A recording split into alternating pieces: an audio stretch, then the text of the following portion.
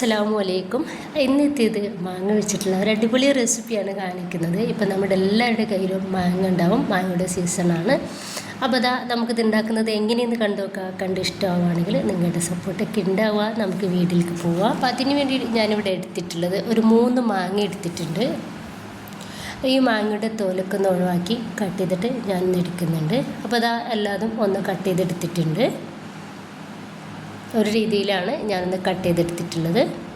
ഇനിയിപ്പോൾ ഞാൻ ഇതിലോട്ട് ഒരു 3 ടീസ്പൂണ് ഉപ്പ് ഇട്ടെടുത്തിട്ടുണ്ട്. എന്നിട്ട് ഇതുപോലെ ഒന്ന് മിക്സ് ആക്കിയിട്ട് ഒരു 10 മിനിറ്റെങ്കിലും നമ്മൾ ഇതൊന്ന് റെസ്റ്റ് ചെയ്യാൻ വേണ്ടിയിട്ട് മാറ്റി വയ്ക്കാം. ഇനിയിപ്പോൾ ഞാനിതാ 2 ടീസ്പൂൺ കടുകും 1 ടീസ്പൂൺ ഉലുവയും നന്നായിട്ട് വറുത്തെടുത്തിട്ടുണ്ട്. ഉലുവ കൂടി പോകരുത് കേട്ടോ, പ്രത്യേകം ശ്രദ്ധിക്കണം. ചെറിയൊരു തരിയോട് കൂടിയിട്ട് നമുക്കിതൊന്ന് പൊടിച്ച് മാറ്റി വെക്കാം. ഇപ്പം ഞാനൊരു പാത്രം അടുപ്പത്ത് വെച്ചിട്ടുണ്ട്. അതിലേക്ക് നല്ലെണ്ണയും അതുപോലെ തന്നെ വെളിച്ചെണ്ണയും മിക്സ് ആക്കിയതാണ്. അപ്പോൾ 1/4 കപ്പിനായിട്ട് കൂടുതലായിട്ടുണ്ട്. അതൊന്ന് ഒഴിച്ചു കൊടുത്തിട്ട് നമുക്കിത് അതിലോട്ട് 1 ടീസ്പൂൺ കടുക് ഇട്ടെടുത്തിട്ടുണ്ട്. കടുക് നന്നായിട്ട് പൊട്ടി വന്നാൽ കുറച്ച് കറിവേപ്പിൻ്റെ ഇല ഇട്ട് കൊടുക്കുക. 1/4 കപ്പ് ഇഞ്ചും വെളുത്തുള്ളിയും ചതച്ചെടുത്തിട്ടുണ്ട്. അതുകൂടി ഈ ഒരു സമയത്ത് ഇതിലേക്ക് ചേർക്കാം. ഇനിയിപ്പോൾ ഇഞ്ചും വെളുത്തുള്ളിയും നന്നായിട്ടൊന്ന് മൂത്ത് കിട്ടണം. അതുവരെ നമുക്ക് ഇത് എണ്ണയിൽ ഇതുപോലെ ഒന്ന് മിക്സ് ആക്കി കൊടുക്കാം. ചെറിയ തീയിലിട്ടിട്ട് വേണം നമ്മളിത് ചെയ്യാൻ വേണ്ടിയിട്ട്.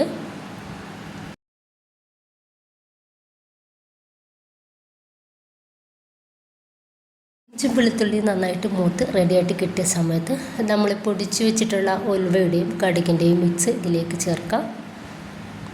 ഇനിയിപ്പോൾ ഞാനിതാ ഒരു 2 ടേബിൾ സ്പൂണ് മുളക് പൊടി, ഒരു 3 ടേബിൾ സ്പൂൺ കാശ്മീരി മുളക് പൊടിയും എടുത്തിട്ടുണ്ട്. അപ്പോൾ അതൊന്ന് ഇതിലേക്ക് ചേർക്കുകയാണ്. അപ്പോൾ നല്ലൊരു കളറിന് വേണ്ടിയിട്ടാണ് നമ്മൾ കാശ്മീരി മുളക് പൊടി ചേർക്കുന്നത് കേട്ടോ. അപ്പോൾ എരിവിന് ആവശ്യമായിട്ടുള്ള മുളക് പൊടി നമ്മൾ ഇതിലേക്ക് ചേർക്കാം. ഈ 2 പൊടികളും നന്നായിട്ട് ഒന്ന് മൂത്ത് വരണം. അതിൻ്റെ ശേഷം ഞാനിതിലേക്ക് ചേർക്കുന്നത് സിർക്കയാണ്. അപ്പോൾ ഞാനിതാ 1/4 കപ്പിൻ്റെ മേലായിട്ട് സിർക്ക ചേർക്കുന്നുണ്ട്. ഇനിയിപ്പോൾ നന്നായിട്ട് ഒന്ന് മിക്സ് ആക്കി കൊടുക്കാം.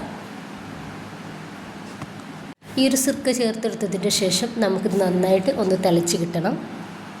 അതിന് ശേഷം നമ്മൾ ഉപ്പ് മിക്സ് ആക്കി വെച്ചിട്ടുള്ള ആ ഒരു മാങ്ങ ഈ ഒരു സമയത്ത് ഇതിലേക്ക് ചേർത്ത് കൊടുക്കുക. ഇനിയിപ്പോൾ നമുക്കിത് നന്നായിട്ടൊന്ന് മിക്സ് ആക്കി എടുക്കാം. നമ്മുടെ ഈ ഒരു മസാല മാങ്ങയുടെ എല്ലാ ഇടത്തും പിടിക്കുന്ന രീതിയിൽ ഒന്ന് മിക്സ് ആക്കി കൊടുക്കാം.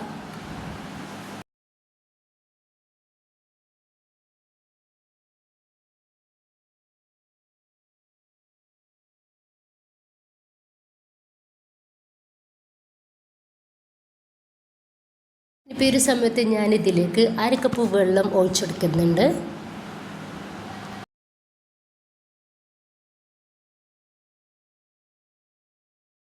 നന്നായിട്ട് തിളച്ച് ഒന്ന് റെഡിയായിട്ട് കിട്ടിയാൽ നമുക്ക് ഗ്യാസ് ഓഫ് ചെയ്ത് വെച്ചിട്ട് ചൂടാറാൻ വേണ്ടിയിട്ട് മാറ്റി വെക്കാം. അപ്പോൾ നമ്മുടെ മാങ്ങച്ചാറ് റെഡി ആയിട്ടുണ്ട്. അപ്പോൾ ചെറിയൊരു തിക്നെസ്സിലിരിക്കുമ്പോഴാണ് അച്ചാറിനൊരു ടേസ്റ്റ് ഉണ്ടാവുക. അപ്പോൾ കൂടുതൽ വെള്ളമില്ലാത്ത രീതിയിൽ വേണം നമ്മൾ റെഡിയാക്കി എടുക്കാൻ വേണ്ടിയിട്ട്. അപ്പോൾ നമുക്ക് ഇത് ബിരിയാണിയൊക്കെ കൂടെ അടിപൊളി കോമ്പിനേഷനാണ് കേട്ടോ. ചോറിൻ്റെ ഒക്കെ കൂടെ അടിപൊളി ടേസ്റ്റാണ്. അപ്പോൾ എല്ലാവരും ഉണ്ടാക്കി നോക്കുക, നിങ്ങളുടെ അഭിപ്രായങ്ങൾ അറിയിക്കാം. ഇഷ്ടമായിട്ടുണ്ടെങ്കിൽ നിങ്ങളുടെ എല്ലാ സപ്പോർട്ടും ഉണ്ടാവുക ഇൻഷാ അല്ലാഹ്. ഓക്കെ.